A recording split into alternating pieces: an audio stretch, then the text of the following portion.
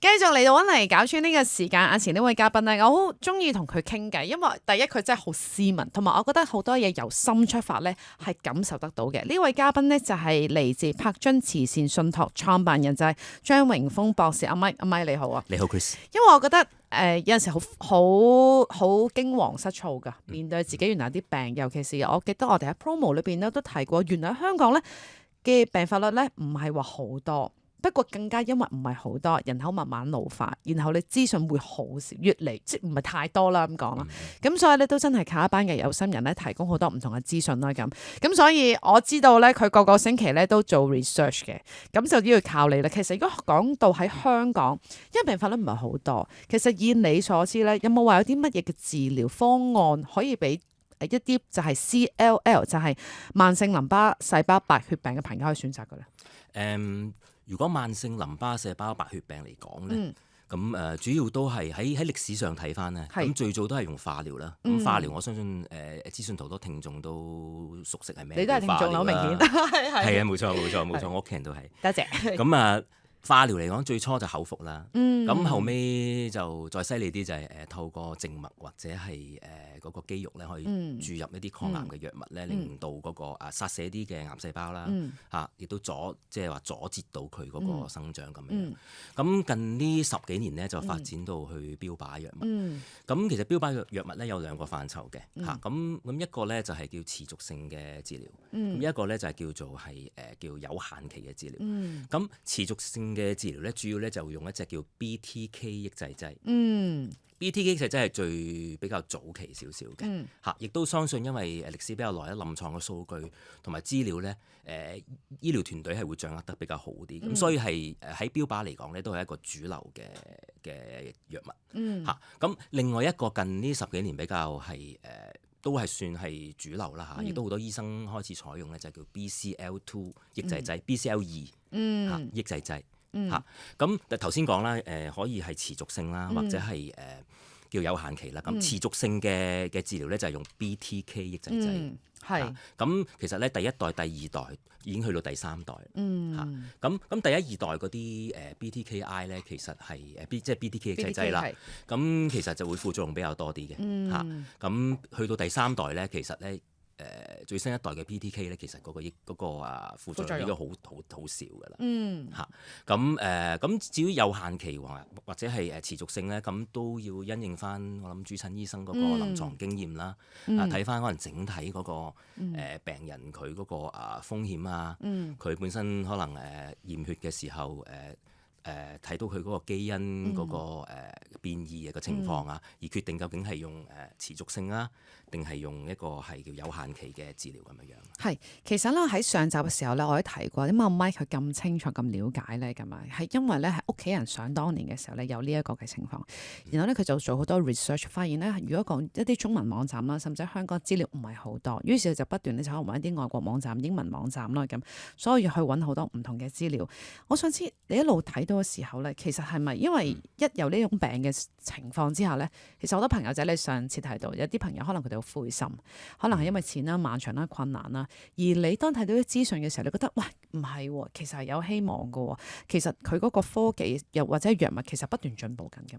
係啊，冇錯，新藥不斷咁樣面世啦，咁而越多藥嘅時候咧，醫生就會有更加多嘅選擇。咁因為同好多癌症一樣咧，其實到咁上下時間有機會就話嗰個患者對於某啲藥咧係會冇咗嗰個反應嘅。咁所以變咗可能就需要換啲新嘅藥。咁而 CLL 咧，其實慢性淋巴白血病咧，其實嗰個即係話研究咧，其實係一日千里嘅。我每一次睇完咧都好鼓舞嘅，即係都會有一啲新嘅臨床研究出咗嚟。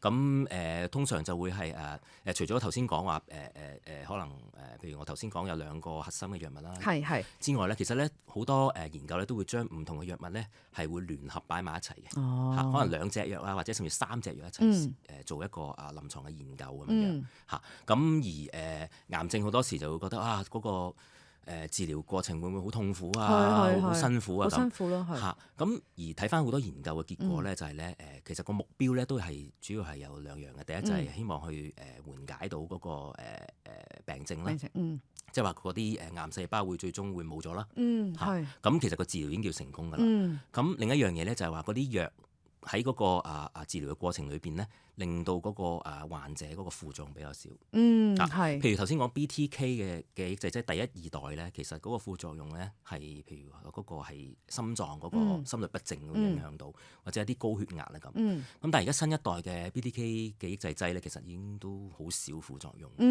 係。其實我覺得好正嘅，我相信佢喺網站裏面一定有好多。不過我俾我熬住佢。我覺得大家如果想了解到多啲嘅話，你都可以上翻你哋嘅網站咧，就係睇啦咁樣。但係另一方面咧，我都想問下，其實譬如即係嗰個患者，你覺得喺日後，譬如真係叫做恢復咗啦，搞掂咗咯咁，有冇話即係一個方法嚟令到佢哋有更好嘅恢復嘅狀態？我喺網站裏邊咧，都最近出咗一篇文章咧，就係嚟自咩咧？嚟自美國嘅馬奧診所。馬奧診所咧，其實就個名叫診所啦，但係其實佢係一個醫療嘅教育機構，亦都係有醫院嘅。咁亦都長期喺國際嘅醫學權威裏邊咧，係評為世界最佳醫院嘅。咁佢咧出咗個建議，就係話俾慢性淋巴白血病 CLL 嘅病人咧，係可以令到做到呢8樣嘢咧，係有機會令到嗰個病咧係延緩嗰個惡化，亦都係令到佢整體健康有改善嘅。咁第一樣嘢咧就係講係適度嘅運動啦。運動係啦，因為原來運動咧係會令到血液裏邊咧產生一種自然嘅殺手細胞嘅，係一種免疫細胞，係可以有機會摧毀到一啲癌細胞嘅。咁從而可以提升到嗰個免疫能力咁樣樣。係咁另外一樣可以留意翻咧，就係話譬如飲水啦。飲水啊。飲水啦，嗱，咁飲水其實咧就每日8杯水啦。咁但係因為治療嘅過程裏邊咧可能一啲嘅副作用啊，令到可能包括有嘔吐啊、腹瀉嘅情況，咁會缺水嘅。咁所以咧可能會比一般嘅人要飲多少少嘅水咯。咁如果唔中意飲水咧，可以一啲花草茶啦。你個叻喎真係。或者係都係嗰個報告講俾我聽嘅啫。咁亦都係嗰啲稀釋嘅果汁都得。都得嘅。運動飲水，仲有咧？仲有話綠茶喎。嗱，不過呢啲咧，其實咧，我相信咧就最好問翻醫生好啲。因為可能一啲補充劑啊嗰啲嘢咧，咁呢啲要問翻醫生。咁就話綠茶有一隻叫 ECGC 嘅一啲嘅物質。咁又係有幫助嘅，對於嗰個病情即係可以延緩嗰個惡化。係有幫助。其實咧。